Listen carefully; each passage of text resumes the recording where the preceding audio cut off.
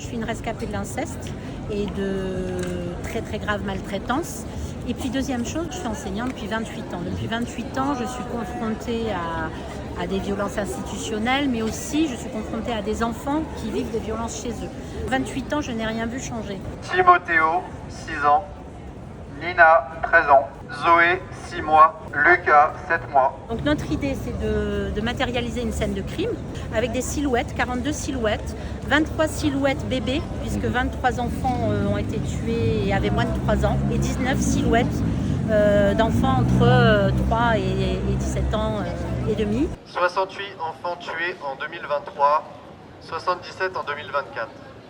Et à ce jour, le 1er novembre 2025, 42 mineurs âgés de quelques heures à 17 ans. 42 enfants recensés par les soins du collectif enfantiste et d'une journaliste, puisqu'il n'y a aucun chiffre officiel. L'État ne recense pas les enfants infanticidés, ce qui est quand même gravissime. On pense à des milieux précaires, on pense à... Voilà, non, pas du tout. Tout le monde, c'est toute catégorie, toute origine, etc.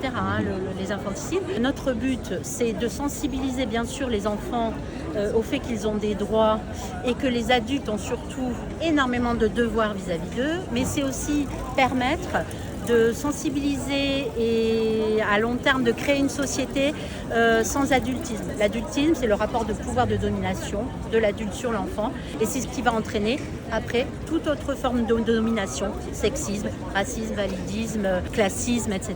Alors le 15 novembre, dans une trentaine de villes en France, donc aura lieu une manifestation enfantiste. Nous, on a décidé de faire un village associatif. Ce sera place Péberlan de 13 à 17h30.